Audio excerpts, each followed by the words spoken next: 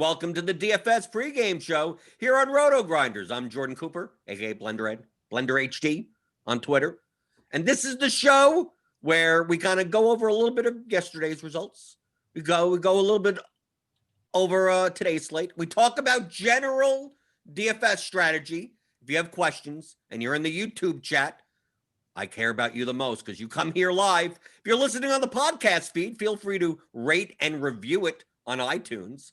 But the YouTube people, they're my favorite. I see them in the chat right now. Card Fan, Shane Newman, RCL, Mike D, Drew P, right? Just like Romper Room. I'm looking through that little mirror, saying people's names. Hit that thumbs up button.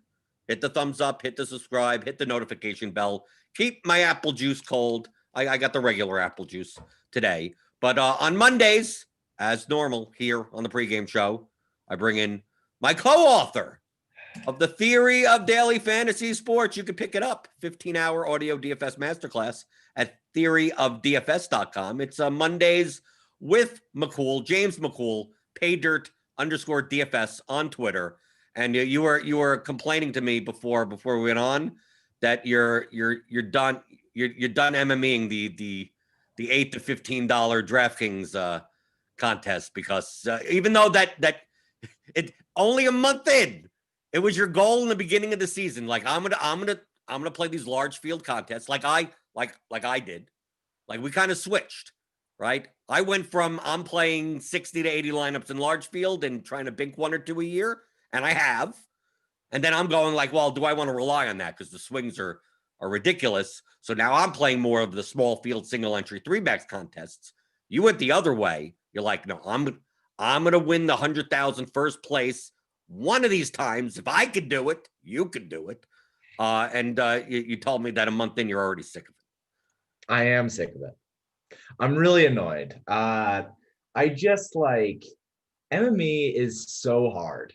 Are you playing 150 lineups? No, I'm playing 50.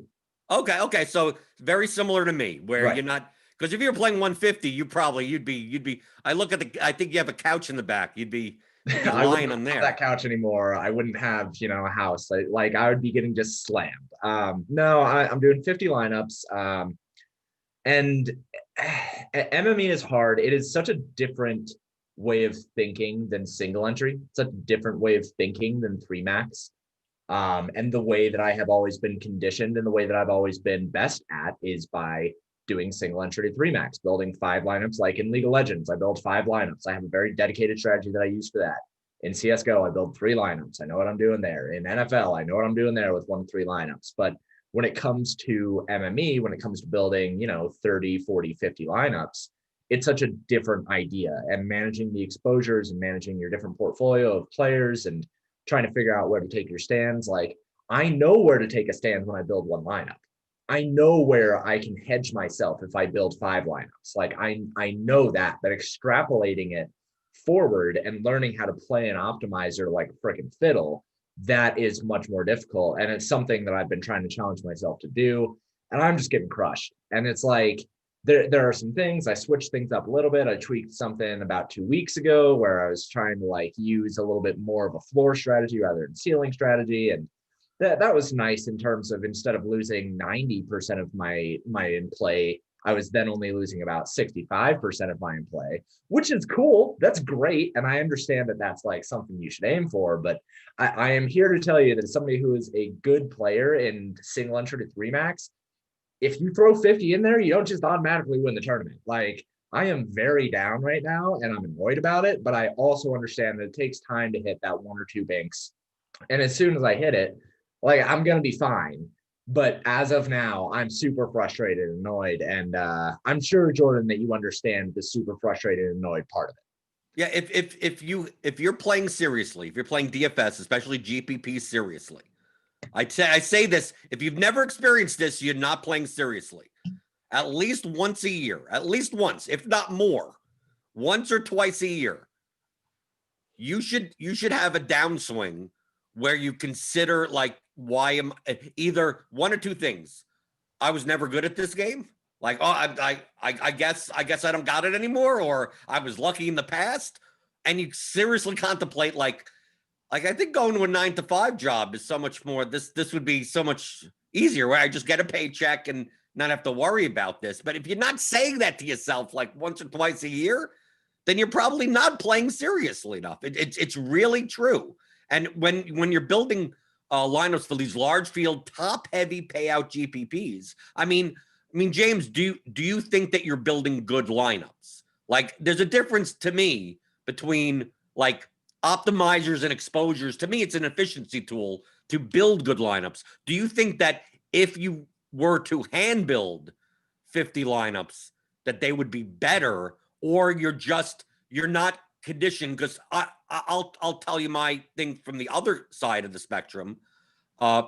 Playing single entry 3 max, it's that balance of playing the good plays, playing a highly projected lineup with some leverage in it, versus some of these large field contests where you're playing lineups that like do not project well. Like that seriously are like, I have to hope that the chalk monster busts.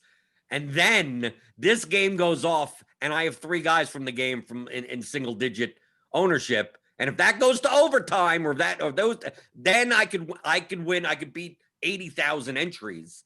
But it's so two totally different mindsets where is it that you're having trouble with managing 50 lineups, or do you believe that you're not even building necessarily not bad lineups, but not the highest win equity lineups?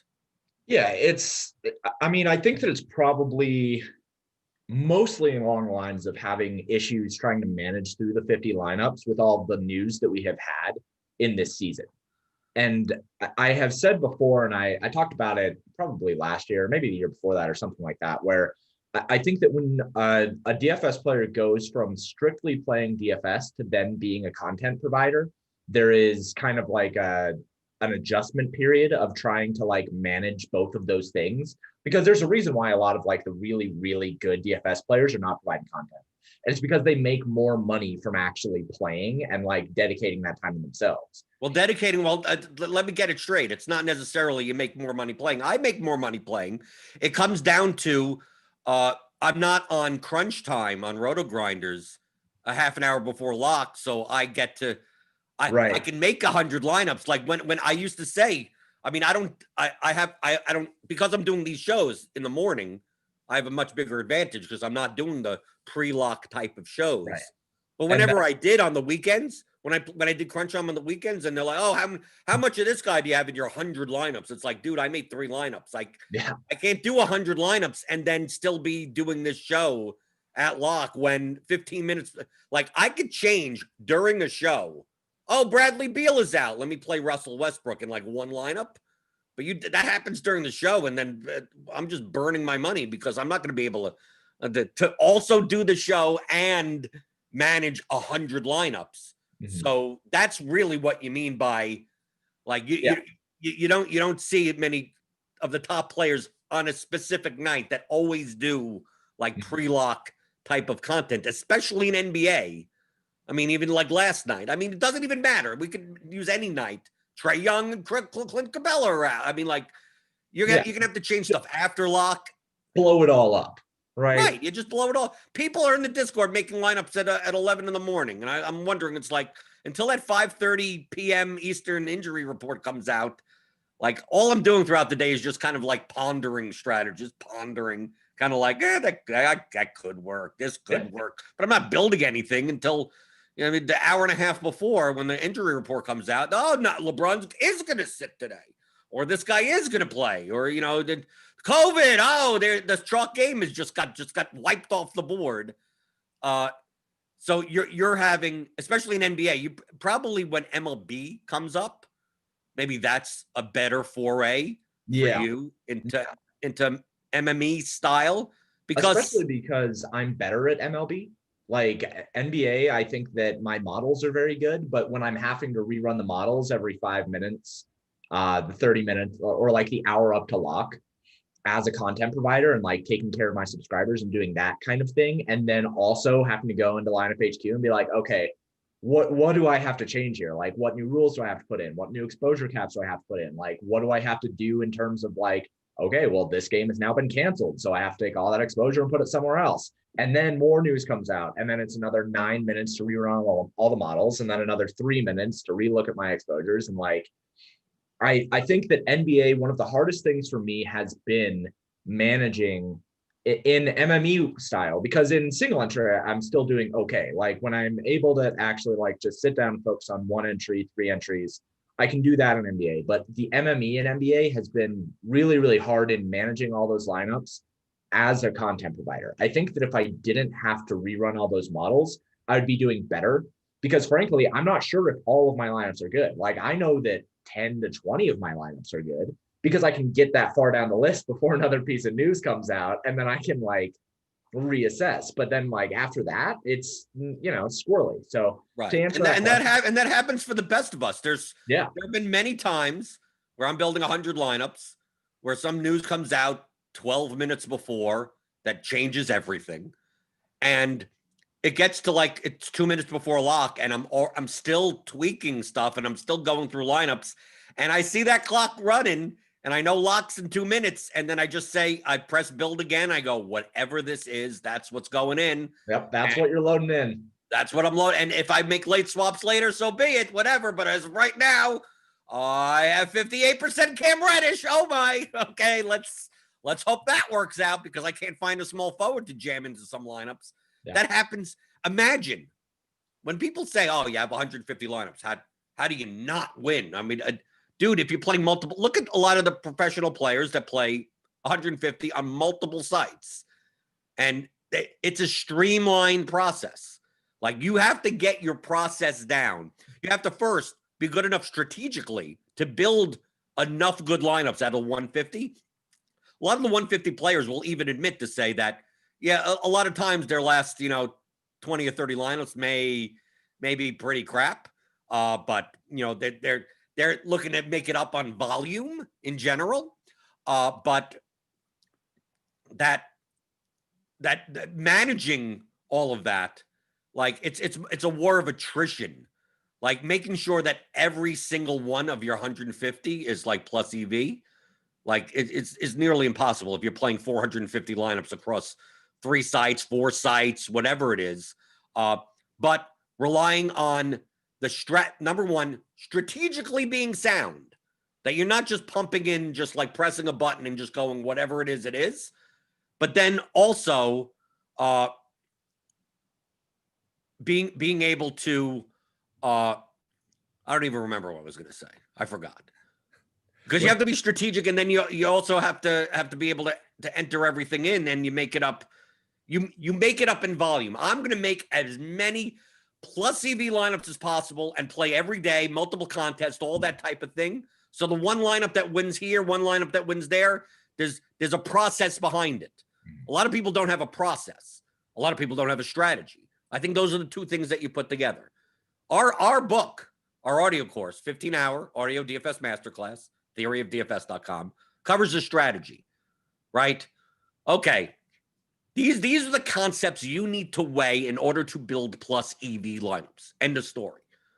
Now, the process of how you get there, well, I mean, if it's going to take you 5 hours, like that's going to be untenable, especially in NBA, where if news changes, like yes, if I could hand build 150 lineups, I'm probably going to make them better than using an efficiency tool like Lineup HQ.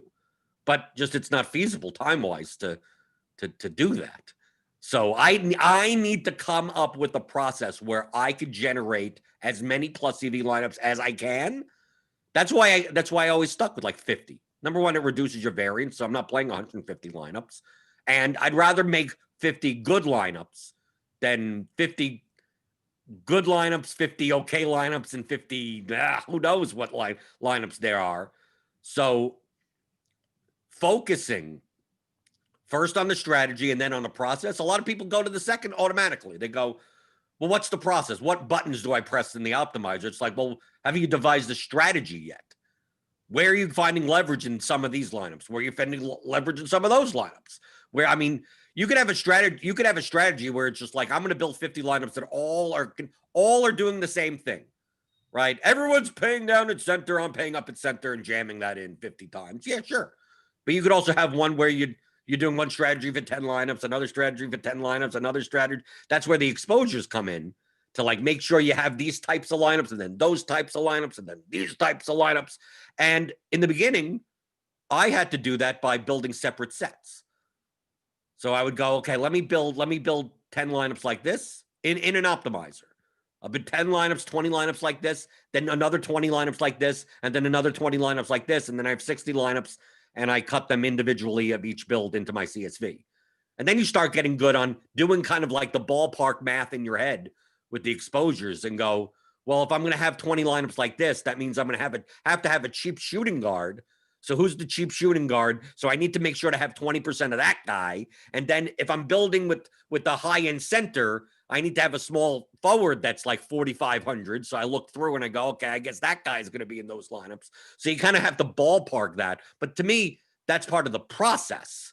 Like I've already come up with the strategy. It's just a matter of, well, how do I input this into lineup HQ to generate those lineups? But obviously, it all starts from the strategy and by hand building. I've said this in Discord. I've done this before.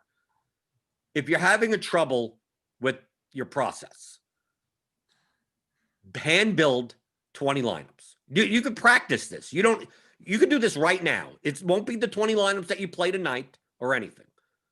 Hand build 20 lineups. Come up with a strategy for some lineups, a different strategy for other lineups, and just hand build 20 lineups. Now you have your 20 lineups. Now go into lineup HQ, and based on, you look at those hand-built lineups, you can even put it up on the Draftkings screen, and then try to get those lineups in lineup HQ by in a 20 build at once, and go, well, you look at your lineups and you go, well, I have about 50% of this guy, I have 20% of that guy, and you look through all of that, and you go, okay, well, let me put those in, and I go, okay, well, I'm using kind of the same core of players. So there's no lineup there that has more than like 3 uniques. So you set it to 3 uniques. Like you use all the settings to like, can I generate those lineups? And then you do it iteratively. So it's not like you have to put all of them in at once. So you do a little, okay, I know I want to do X, Y, and Z. You put that in, and then you press the button, see what 20 come up. You may see some like, okay, this looks sort of close, but not exactly. And then you go, okay, what do I need to do in order to get, I didn't play 3 guys from the same team, because this line, you look at one of the lineups and it's like, oh, there's 3 guys from the Mavericks in, and I didn't play Burke and Hardaway together, but this lineup has Burke and Hardaway. So now you go to the groups and you group them out. So you go through all those things, and then you may not be able to get the exact 20 lineups, but you should be able to come pretty damn close. That if you practice enough. And then once you get good at that, then you no longer have to hand build anymore. Now you could just visualize what types of lineups that you want to build and then put them into the builder. So like James, from someone that has come from the hand building 1 to 3 lineups type of thing, it's much easier than it looks. It's much harder than it looks. Yeah, it's a lot harder. I mean, when you go in, and by the way, that's fantastic strategy that I would tell anybody to try to replicate. Go in, try to make 20 lineups by hand, and then try to replicate them in lineup HQ, or whatever optimizer you use. It's a really, really good strategy. And when you're trying to replicate those things, there are 2 different things that you're going to realize. Either one, you're going to realize, hey, here's a process that I should utilize to build the lineups that I have made. Or 2, you're going to realize that the hand-built lineups that you made maybe weren't very good. Because like, if you can't replicate it in an optimizer, you're probably not building optimal lineups by hand. Well, the projection of your lineups are probably going to be way so low that even like you have to do so much in order to not get as many median projected points. Right. So there are 2 different realizations you can come to. And I think that a lot of people, like, I talk to a lot of people about their MME and about the way that they look at things. And it's that there are some times when you really shouldn't be MME. And that's another thing. Like with me, I think that I can build good MME lineups. But I think that right now, with the amount of time that I have, I don't know if I can consistently. And I can be honest with myself on that. And I think that a lot of people can also be honest with themselves on that, you need to develop the process first and say, this is how I'm going to get those lineups. And this is how I'm going to set these things, and like develop that process first. Otherwise, you should just be hand building, right? I mean, that's how I feel. But you should even have a process to hand build. I mean, right. Like, but if you don't have a process to hand build, how can you ever have a process to MME? Right, or use an optimizer. The MME, we use that term that just means right. you're using a tool in order to make multiple entries. I know people that hand build 50 lineups. I mean, that's technically still MMEing, right? I'm massively multi-entering. Yeah, in an insane way. Yeah, for sure. You can definitely do it that way if you want to. You can do it for like NFL. You can do it for like PGA. I used to hand build like 20, 30 lineups for NFL because you have all week to do it. And then like you can just kind of make adjustments on the Saturday and Sunday news reports. But for NBA, man, I do not have the heart to be hand building 50 lineups and like going through all that stuff for NBA. That's crazy stuff. So how did you come to the realization? I mean, it's very easy to figure out, but I mean, the overall that that MMEing NBA for the past month is you've gotten to the point where you've given up. Well, let's see. I opened up my RotoTracker and I got sad. That's how I did it. Yeah, but I mean, we talk about this in the course that like realistic results in GPP, you're going to lose if you're playing well over 90% of slates. So when you say that you're sad, it's not like you were sad and surprised. No, you were just you knew what you were going to look at before you looked at it. Yeah, and when I say that I was sad, I don't necessarily mean that I'm sad that I lost money. Like, I'm not sad that I lost money. What I'm sad at is that my finished positions are sitting more in the middle than they are at the top. Like, I'm not having these 1v1 trades. I'm not having these coin flips to where I would be finishing. Currently, I have about 1.3% of my total lineups finishing in the top 1%, and that's just not going to cut it. Well, I mean, that's gonna be a break. That's like a break even type of. Yeah. Like at the end of the year, I might break even with 1.3% of my total lineups being built, finishing the top 1%. But with the vast majority finishing somewhere between like the 30 and 50%, that's just not going to cut it. So I know, just looking at my RotoTracker, it doesn't matter that I'm down, however much I'm down, a couple grand. It matters that I'm not building lineups that are finishing high enough to give me a coin flip result where I can actually finish first in GPP. So looking at that, I know that I'm not building the quality of lineups that I need to be building. So I need to take a step back and I need to reevaluate. And maybe I shouldn't be MMEing for NBA because I just don't have time. Maybe I go back and I reassess and I try again in MLB where I have a little bit more time, where batting orders are a bit more consistent. There's less news that I have to deal with before the slate starts. But looking at my RotoTracker, that's one of the easiest ways to tell if you are doing well enough to continue doing something, and to find the weaknesses that you have and to find the leaks that you have. Jordan, I know that you use RotoTracker religiously. So right. I'll even bring it up. I wanted to even show you. Let's see. So I'm transparent, so I just show everything. Yeah. Because while I have that cash bankroll tracker on here, this is so I could track publicly with just my cash lineup and everything. Like in RotoTracker, I can't just do that publicly because you log in and you start uploading stuff that who knows. I can't let you do that. So 33 days played. So we're talking about a very small sample size, James. So like there's a difference. We'll show it. That's why you mentioned the finishing positions. Like there's a difference between the results being bad and you not playing well. Like you have to separate the results from the process, like that type of thing. So when you look at a profit graph like this just shows you results. You could be playing well and losing money. Now, a lot of this is cash games. So yes, obviously, 33 days, even of cash game play is still a small sample size. But so far this season in NBA, so I have it, you could sort all of this stuff in RotoTracker. So for this season, I'm currently up $16,309. It's pretty good from my perspective, from my goals. But obviously, I could have a downswing and be 33 days from now, I could be at zero again. I mean, like it's like this thing goes up and down, especially in GPPs. But since I'm not playing the large field GPPs, like I don't expect the swings to be that dramatic. But if we separate this by category now, you'll see the difference, because this looks all well and good now. But if I go by category, now I'm going to do max lines 3. So we could separate double ups, head-to-heads, and then others, which would be GPPs. So we can take a look. The head-to-heads, okay, going up, right? Double ups is going to be a lot of bigger swings, because either you're most likely to win a whole bunch and lose a whole bunch. But take a look at this gray line. This is the line of a GPP player, right? You go down, down, down, big spike. And then a slow bleed, and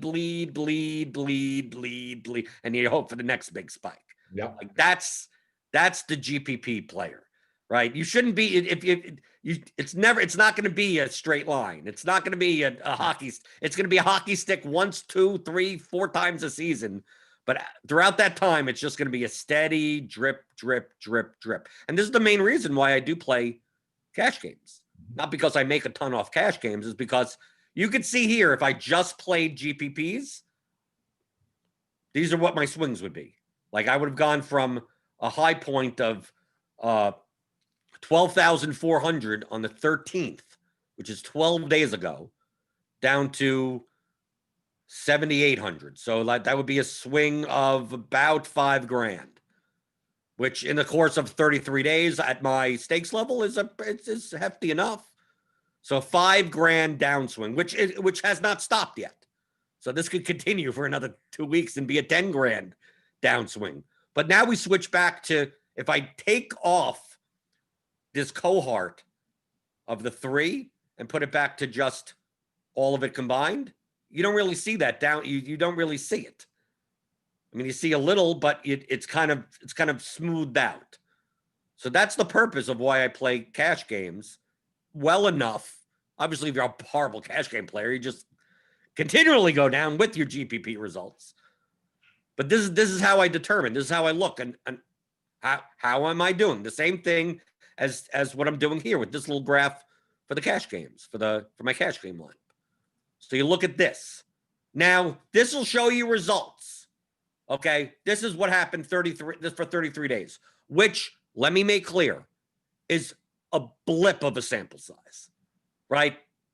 If you look at I got to change everything. I got to quit in 2 directions. I got to quit my job, and I'm going to do this full time. Don't do that in 33 days sample size. And also don't do, I can't play this game anymore. I quit forever. Like, don't do any of that. But then we go to finish position. And here in RotoTracker, what it will do, I have to set it to GPPs, because I do play, because it's just 100-man contest, which also includes double ups and stuff like that. So I go to GPPs. And it'll analyze how many entries finished in the top X percent. So these are 10% buckets. We go to 1% buckets, because most of the payout is in the 1%. Okay? So like my finish position this year in top 1% is 2.2%. Obviously the number of entries is lower because I'm playing like only 5 entries a night, right? Because I'm playing the single entry 3 max. If you're playing 150 entries, you get a lot more sample size, a lot more lineups. So you can see here in my 33 days of playing that if you're getting a larger portion than your fair share, that's where your equity lies. Mm-hmm. So you want to see less in obviously under the pay line, which in GPPs is at least under 25%. Mm-hmm. So anything that you see from like finishing position like 22 to 25% and below is technically the same amount of money. But you're looking primarily at the top end. So we see here, like, what was your finishing position percentage for the top 1%? 1.3%. Right, and mine is 2.2%. But it's also, but that's reflected in the results because I did come in first and second into single entry GPPs. And they're vastly different GPP types as well. Right, of course. So if you have a top 1% finish, now top 1% finish in, let's say, a 500 person GPP means the top 5. If you're playing a 50,000 person GPP, a top 1% finish is in the top 500. Now we know in large field GPPs, it's like 100,000 to first, 40,000 to second, 20,000 to third. By the time you get to 10th place, it's not even barely 1,000. So 500th place is like a 3x maybe, right? But it still counts as a top 1% finish based on that contest. So a lot of the difference between coming in 10th and coming in first is variance of of so little. So what you're doing by looking at these screens is, have I placed more than my fair share of lineups in the top 1% and don't have the top finish to show for it? Because really that's all you're doing in GPPs, is building lineups that give yourself the opportunity to win. Realizing that win, that's variance. That's up in the air. You can't control one basket, one bucket. Guy gets into foul trouble, blowout the last 5 minutes of the game. Oh, I'm in 12th place and I'm 7 points behind third. And third is 10 grand, and 10th and 12th is 700. And the game blew out. I didn't get there. And you look and you have 3 guys from the game, and it's like all I need is 7 points. Right? And then I need another 7 to win. And it doesn't happen, but that shows up as a top 1% finish. So really you're looking at where do your lineups lie to judge your process, not your results. Because you could get lucky the other way. Like if I'm up in GPPs and my top 1% finish rate is 0.4%, right? That means you built a lot of lineups that did not get the opportunity to win, and you just got lucky on one of them, and now you have $100,000, and you probably weren't playing well, right? Probably won't have the $100,000 for too long. Right, you won't have it for too long. But of course, we're just looking at a 33 slate sample size. Now, this is based on this, like what I'm showing on the screen, I'm playing primarily single entry 3 max. Now, let me take off the 2021. So let me go for my entire NBA playing career, if you want to call it. And let's see what that looks like. Yeah.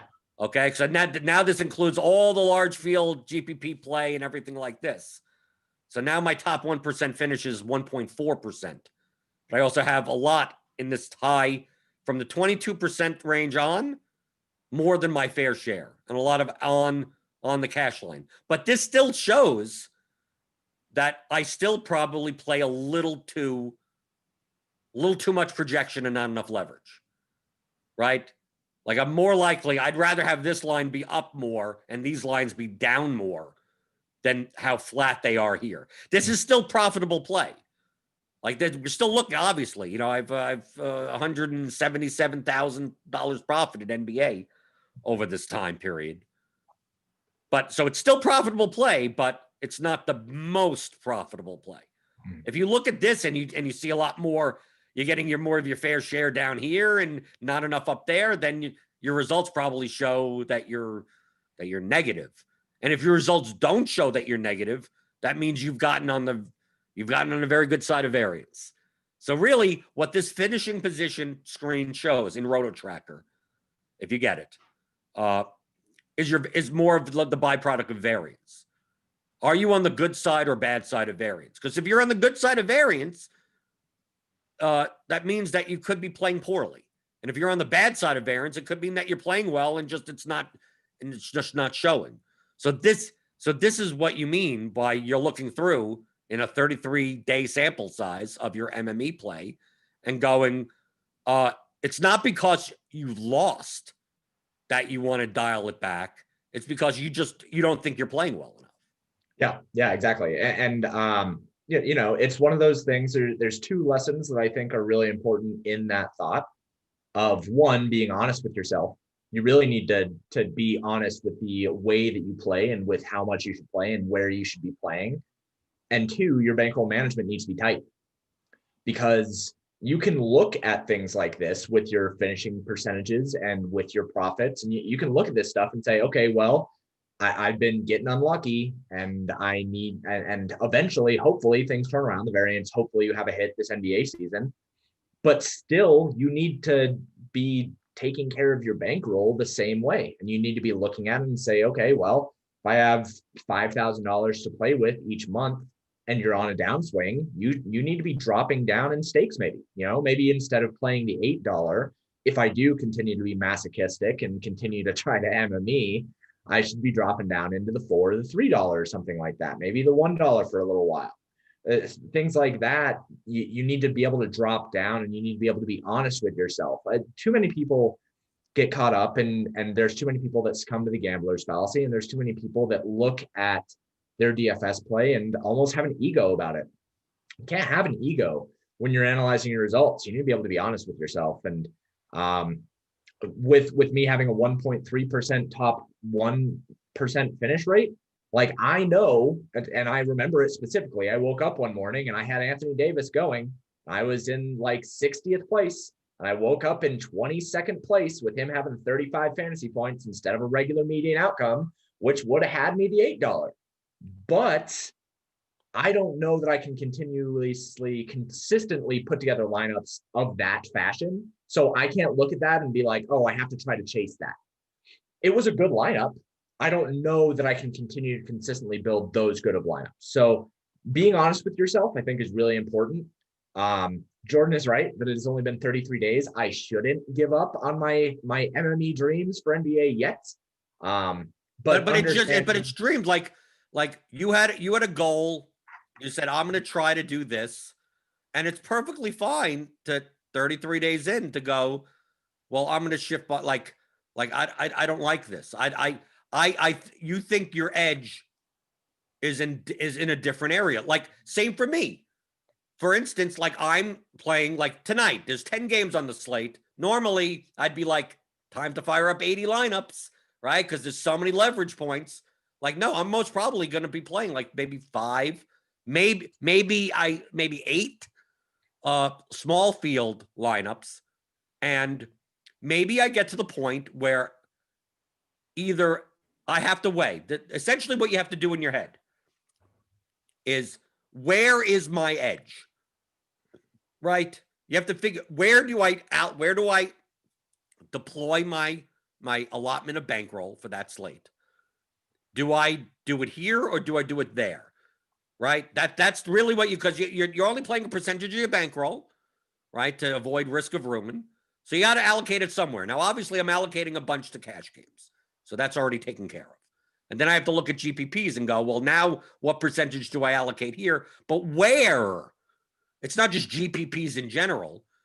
Do I have a bigger edge in small field contests versus large field contests? Now, I have never focused so much on the smaller field contests. So to me, it's ambiguous of, do I or do I not? I don't know.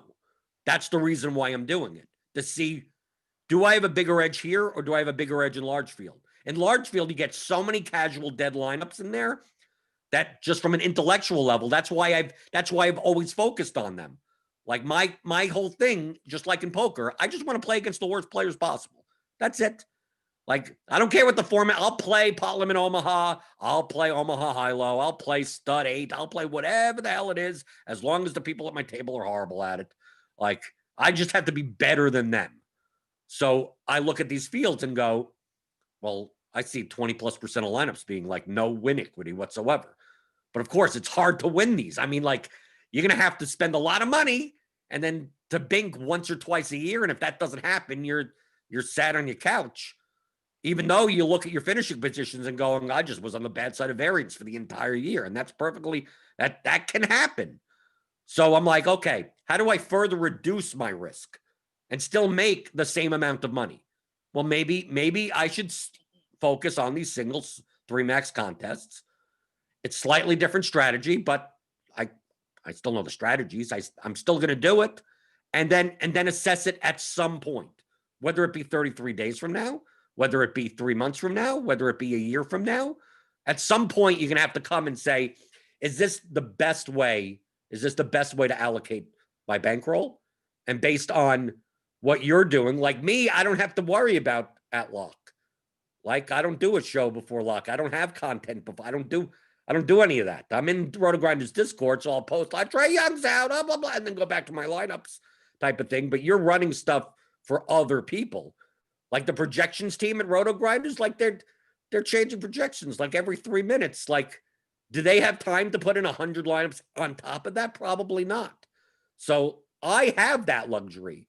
So I'm looking at it from a perspective of, if I want to go back to playing 100 lineups, like I can, but is it a good thing to throw in the towel 33 days in from what I'm doing? Like currently, I'm doing well in these single entry 3 max, but it could be 3 months from now. I'm like, yeah, outside of those two big hits, like I don't think I'm building good enough lineups, and I'm going to go back to nutso playing in the because it's a balance. Like when you play single entry max, like that's why I looked at my finishing positions, and it seems like a lot of times I'm building 2 safe lineups, right? In large field, I'm used to like, oh, I want to fade the 80% on guy in some lineups. Go ahead.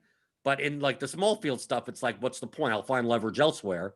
And then I take a look at my ownership sum or product or whatever, and just look through the contest and go, yeah, is this a little too chalky? And then it comes in like 121st place and be like, yeah, I know I'm in cash. Great. But like that, maybe the lineup didn't have the highest win equity because I played too much of the chalk. But judging that over 33 days, to me, is too small of a sample size. But at least I'm on the positive end. So I have hope. Maybe I do have more edge here than I do in large field. For a large field contest, James, you need such a large sample size that like 33 days is nothing. No. But based on your process, you believe the process is that the process in and of itself, it has lower edge than small field, just due to the fact of managing all of that a lot. Yeah, exactly. And when I look through and I see that I have had a couple shots, that's cool.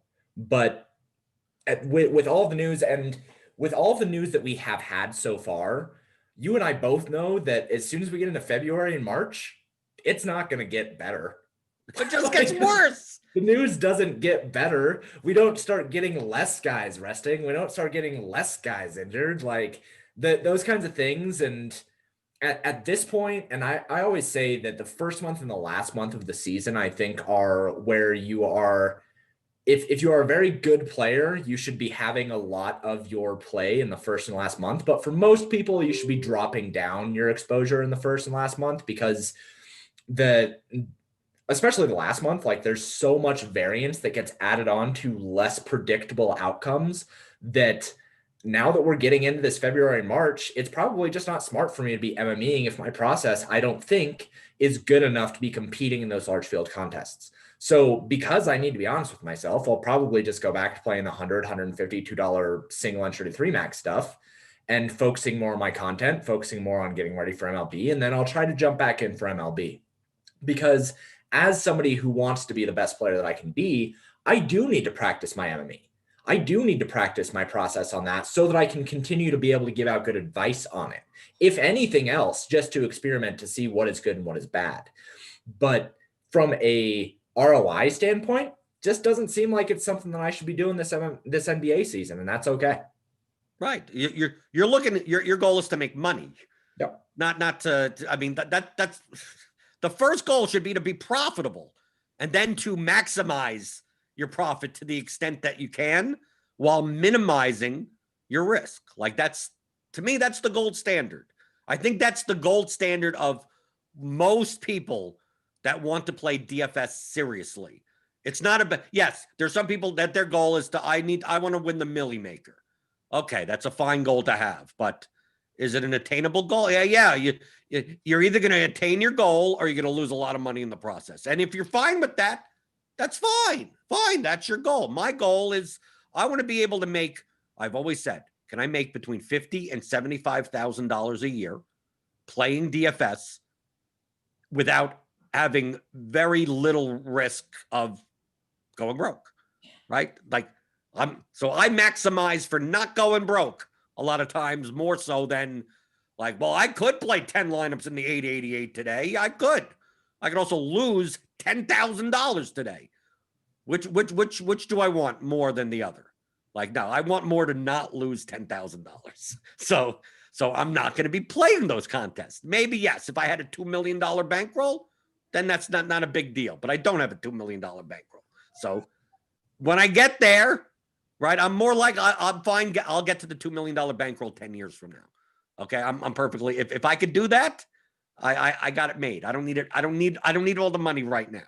But we have in the YouTube chat, hit the thumbs up button. I know on Mondays we do more of these kind of general evergreen type of episodes, right? Because we had Sunday slate yesterday. It's a 10-game slate tonight, folks.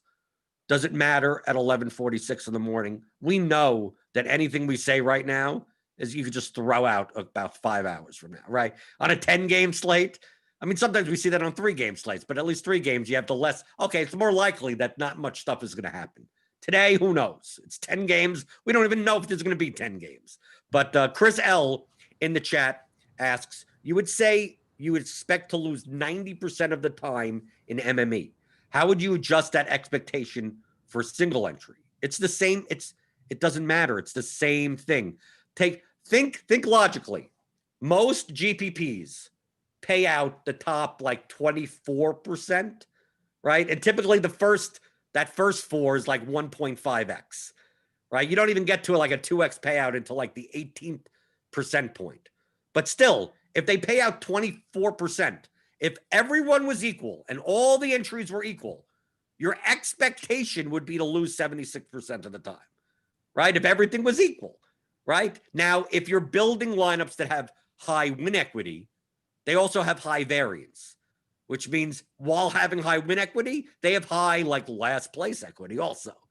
So your finishing positions are more likely to be like a concave type of curve, not a bell curve, like a normal distribution curve, the opposite of that.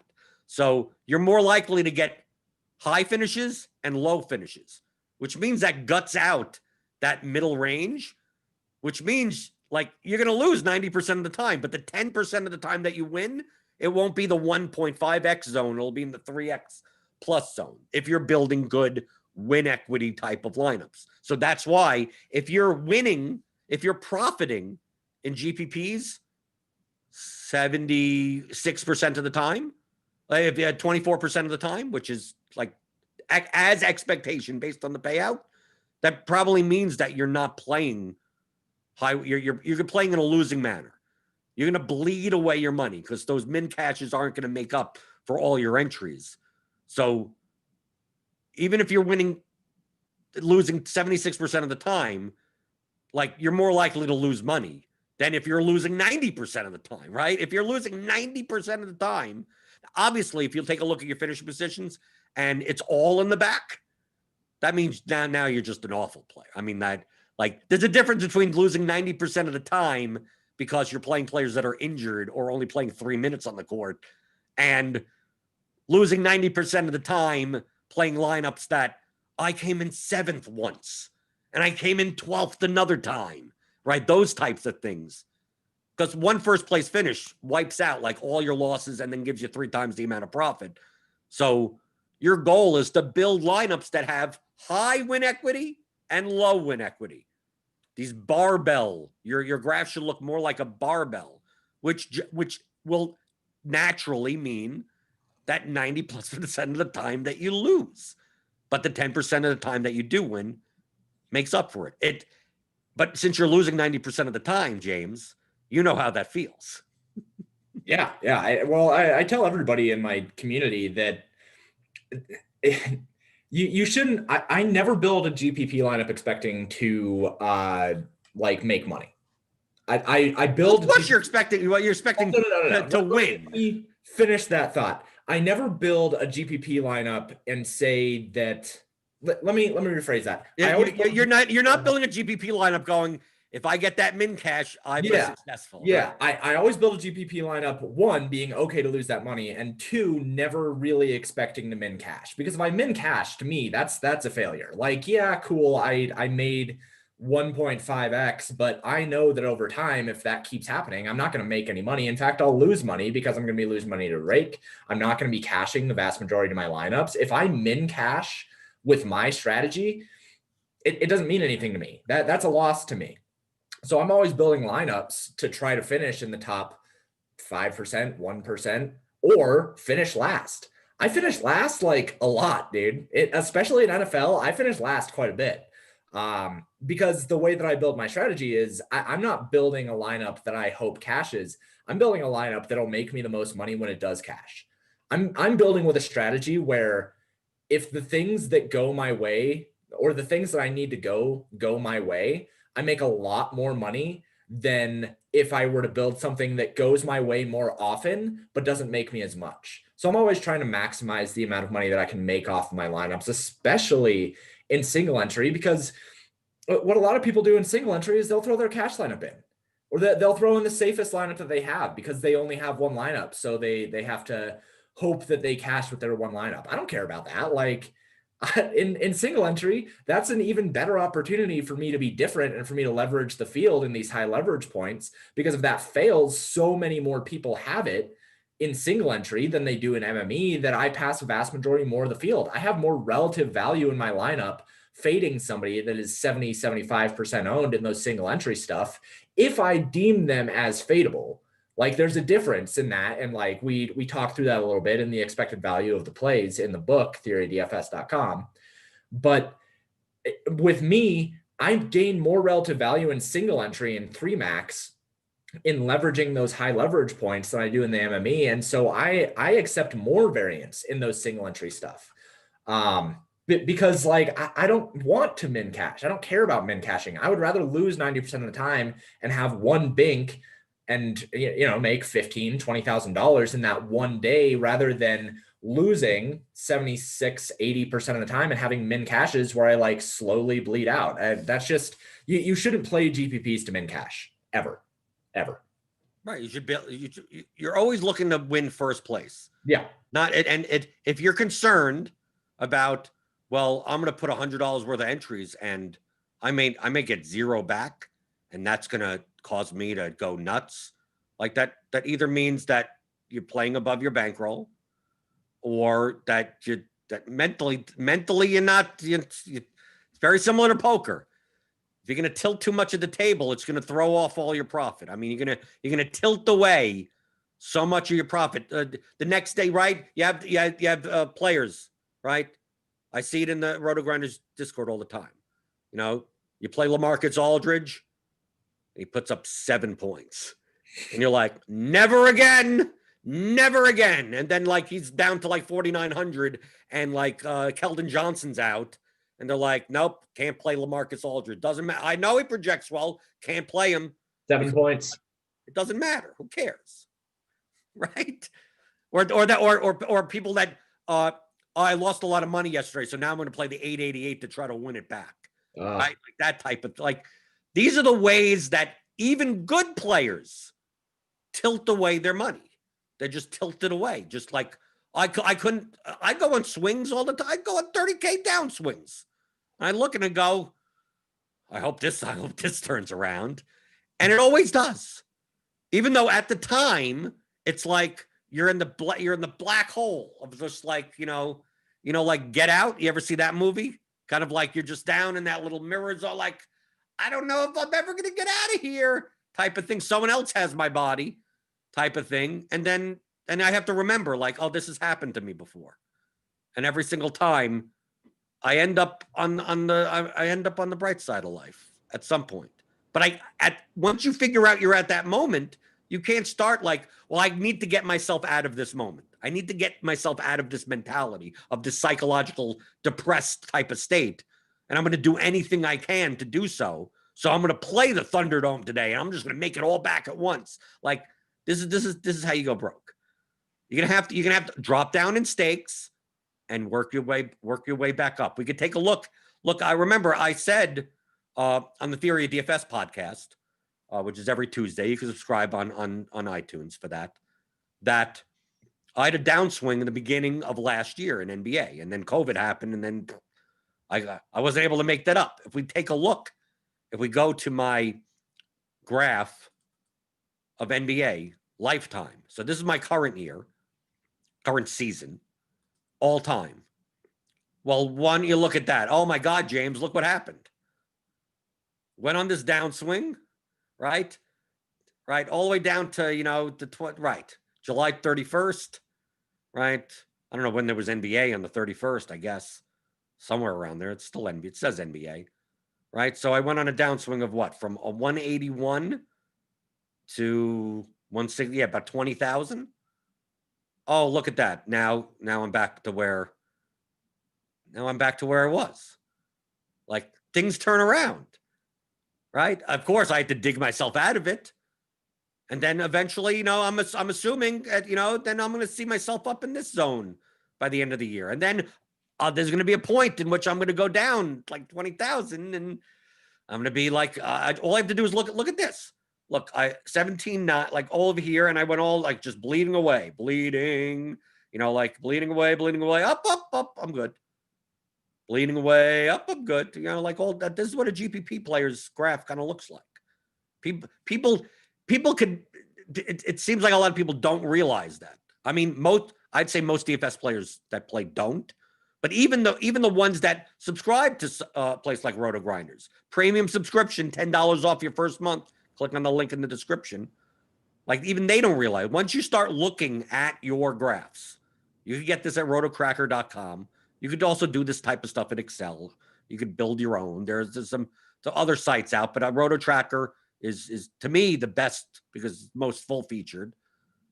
Once you start taking a look at this, you start seeing the reality of your play. Start identifying leaks. Start seeing, am I entering too many double ups at a certain price range, certain field size?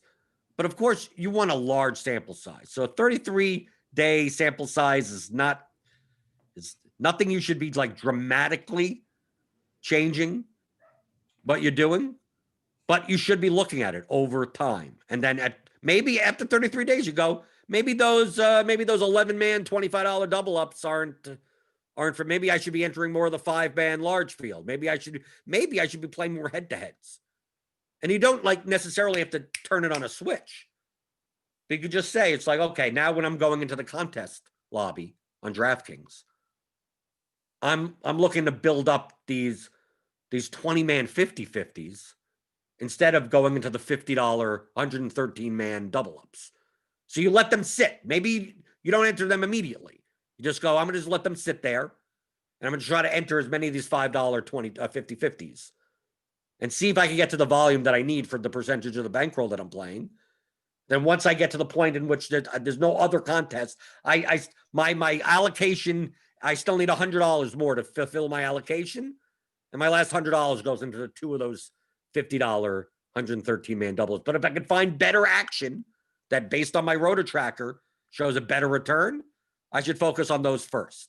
On FanDuel, you're going into the 100-man, the 50-50 lobby, and you're going, like, I'm going to try to fill up on these 100-mans as much as possible, even if they're $25 100-mans, before I get into a $2 20-man, right? Because you could look on RotoTracker and see, like, based on this, I have a better expectation on the bigger fields, regardless of the stakes.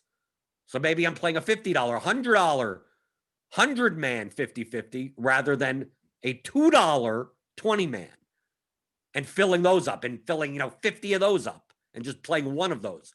You wouldn't be able to make those choices without looking at your results. So even for cash games, for GPPs, looking at your results, sculpting your play, your contest selection and your play based on it. I mean, if you're not doing this, you're not serious. You're not serious about gaining an edge. Like, obviously, if you're the best player in the world, you have an edge in every contest. So like if you want to bleed some EV in places just because you don't want to spend the hour a week to do this, that's up to you. I'm a nit. If I can get an extra 0.2% somewhere, I'm going to try to get the extra 0.2% somewhere because my goal is to never have a real job ever again. So if I can make if one little thing can make me an extra $3,000, it's like, that's fucking two mortgage payments. Right? Yeah. And that's, your goals align with being able to find those 2%. And I think that I said it before we started the show, but I think that there are a lot of good players, good intermediate DFS players that don't have RotoTracker that could be making a lot more money. They could be doing a lot better just by going and getting a RotoTracker account, putting in your history and finding what you're good at and what you're not good at. There are a lot of players that don't take it as seriously as they should that are probably missing out on doing significantly better. That there are a lot of people that are good GPP players or are really good cash game players that don't maximize the kinds of GPPs or cash games that they should be playing simply because they don't know that they're significantly better at one over the other. So I tell everybody in my community to go get a RotoTracker account if you want to be a better player, if you want to fill your gaps, if you want to fill your holes. 1, go get the theory of DFS. 2, go get a RotoTracker account. And 3, start improving your play. That is where I would tell anybody who wants to start being better to start is with those 2 first steps. Right. And you could pick up our masterclass. Theory of Daily Fantasy Sports, 15-hour audio masterclass. How to think like a professional DFS player. All these concepts are covered in the course. Like we talk about risk management. I mean, it's like half of that is talking about what you're looking at in things like RotoTracker, assessing your diversification in contests. Like we see even in a RotoGrinders Discord, which you could get as a premium member, that they take a look at my trackable cash game stuff on my spreadsheet, and they'll look and they'll see, like last night, they'll go, well, on DraftKings, like I put in 915, I get 1736.50 back for an $821 profit, which is an 89% return. And they'll go, well, I played like the same lineup as you, and yeah, I put in 200 and only got back like 315 for like a 60% like ROI. It's like, why are you making more of a return than me? It's like, well, we'll take a look at your contest selection that you put in. And then they noticed that like they played two $50 head-to-heads against someone that beat them. Like that was basically the difference. Like they won every other contest, but they lost like some higher stakes head-to-head. And yeah, there you go. It said if you're only playing $400, why are you playing two $50 head-to-heads? Right? Against the same person, right? It's like they posted two $50 head-to-heads in the lobby, didn't set a limiter of 1, and then had the same person scoop them twice and beat them with a 1 point higher score. So it's like they beat everyone else in the lobby except for this one person, but that one person took $100 off of you instead of you winning $100. So that's a $200 swing. And it was only due to the fact of like, if you're having $400 worth of volume, why are you playing 12.5% of it in one contest against the same person when you could, at worst, limit it so you're only playing one $50 head-to-head. But truthfully, if you're playing $400 worth of volume, probably shouldn't even be playing $50 head-to-heads unless you see someone in the lobby that you think you're way better than and you take their game, but you're not posting up for some better player to take your game. So that's the difference. And imagine doing that every day. So like that person, it's a theoretical person. This hasn't actually happened, but I'm just saying that this would be an example of, imagine doing that every day. And instead of having a 90% return on your cash games, you're having a 70% return on your cash games. Now play that over 180 slates, 200 slates. You'll see that, and especially if you're playing a percentage of your bankroll, that's going to now end up being exponentially different. Because while you put, like, if I was in your spot playing $400 and getting 600 back, and getting that person gets 550 back and I get 750 back. Like I now add that to my bankroll, which then makes my 10% bigger than yours. So over the course of 200 slates, if you're giving up that edge every single slate by poor contest selection, you'll be profitable at the end of the year, right? At the end of the season, you'll show me, you'll be like, oh, overall, I took my X bankroll and I got 1.75 return, right? Right. I had a $10,000 bankroll and I made $7,500. And I'll be like, well, based on my figures, if I literally did the same thing that you did and just had better contest selection based on looking through RotoTracker and seeing where the edge lies in my play, I would have taken the $10,000 and ended up with $35,000 at the end. It's like, how is it so much different? Yeah, because it's exponentially, if I'm playing 10% each and every time, you're missing out on like $100 like every slate. And that's going to amount to a lot over time. So I don't want to poo, I know I say that, yes, do you have to be such of a nit to go through and look for these, 0.2% here and 0.5% there? But it adds up. Like this stuff adds up. And then when you put a real life value on the money, which is not something that is great for when you play. You don't think in terms of I lost a car payment, right? You shouldn't think in those terms because then you tend to not play well. But at the end of the year, if you're like, well, based on the extra 5 minutes of work a day and the extra 1 hour of work a week ended up being, like a trip to Hawaii or something like that, well, then maybe you should be doing it. Is that a better way of putting it? I think from a reward standpoint, putting the real life value of money into something, I think is more an incentive than saying like, do you want an extra 1.8% return? And they go, I can't, it's too abstract of like, I do, but I don't know. It's like, well, do you want to buy a new car every year? They're like, well, yeah. It's like, well, this is all you have to do. Well, it's all you have to do if you're a good player. Well, obviously, it all starts with you being a good player. Obviously, we're talking like once you have everything down. Obviously, finding the extra 1% edge doesn't matter if you're already a negative 5% type of play. Well, it'll matter. It just means you'll lose a little less.